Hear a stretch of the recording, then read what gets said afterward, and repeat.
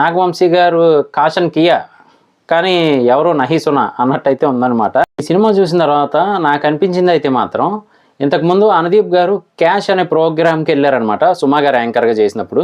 నిజానికి ఈ సినిమా కంటే ఆ ఎపిసోడ్ ఏదైతే ఉందో ఆ ఎపిసోడే నాకు కొంచెం ఎంటర్టైనింగ్గాను కామెడీగాను అనిపించింది అనమాట. అలా అయితే ఉంది మూవీ.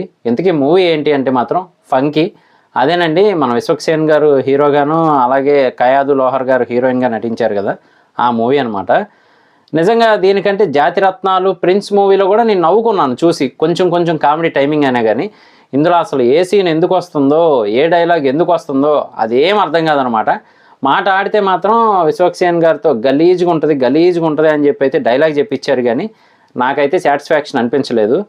కానీ ఇందులో యాక్టర్స్ ఏమన్నా తక్కువ ఉన్నారా అంటే చివరికి నాగవంశీ గారు, దిల్ రాజు గారు, హరీష్ శంకర్ గారు వీళ్ళందరూ కూడా నటించారనమాట ఇందులో.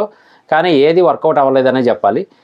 కామెడీ సీన్స్ ఉంటాయి, మదర్ సెంటిమెంట్ ఉంటుంది, లవ్ స్టోరీ ఉంటుంది, మ్యూజిక్ ఉంటుంది, పంచ్ డైలాగ్స్ ఉంటాయి, కానీ ఏది అయితే నాకు అంతగా వర్కౌట్ అవ్వలేదు అనిపించింది. నిజానికి విశ్వక్సేన్ గారు అనగానే నాకు మాత్రం ఫలక్నామా దాస్ మూవీ అయితే గుర్తొస్తుంది అనమాట. అందులో ఆ యాక్టింగ్ కానీ స్వాగ్ కానీ నెక్స్ట్ లెవెల్లో అయితే ఉంటుంది. ఇప్పటికీ కూడా చాలామందికి విశ్వక్సేన్ గారు అనగానే ఆయనే గుర్తొచ్చే ఛాన్స్ అయితే ఉంటుంది.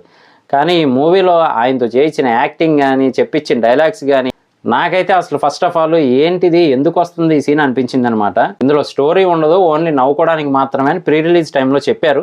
కానీ నిజానికి ఆ నవ్వు కూడా రాలేదు చూస్తే. అంటే నాకేం ప్రాబ్లం లేదు, మామూలుగా జాతిరత్నాలు ప్రిన్స్ మూవీ టైంలో కూడా నేను నవ్వుకున్నాను. సో నేనైతే పర్ఫెక్టే, కానీ మూవీ నాకు అంతగా నచ్చలేదు. మరి మీకేమనిపించింది?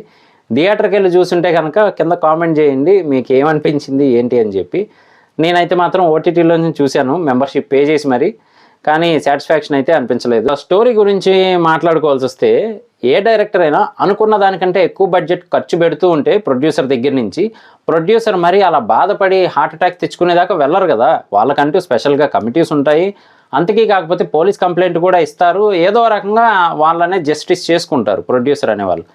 కానీ అనుకున్న దానికంటే బడ్జెట్ దాటిపోతూ ఉంది, ఇలా అయిపోయింది అని చెప్పి హాస్పిటల్లో జాయిన్ అయ్యి ఇంట్లో ట్రీట్మెంట్ తీసుకునేదాకా ఏ ప్రొడ్యూసరు వెళ్ళరు. కాకపోతే ఇందులో మాత్రం ఇక తప్పక అదే డైరెక్టర్ కావాలి నాకు అని చూస్ చేసుకున్నట్టయితే చూపిస్తూ ఉన్నారనమాట.